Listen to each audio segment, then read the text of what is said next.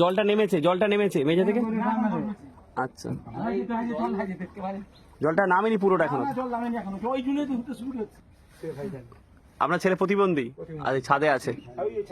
আচ্ছা আচ্ছা আচ্ছা, 32 বছরের ছেলে। 32 বছরের ছেলে। হ্যাঁ। কি সমস্যা? সমস্যা জন্ম থেকে। জন্ম থেকে সমস্যা আর কি? আচ্ছা আচ্ছা, ঠিক আছে ঠিক আছে। চল ঢিল। আস্তে আস্তে কাম পড়ে যাবে আস্তে।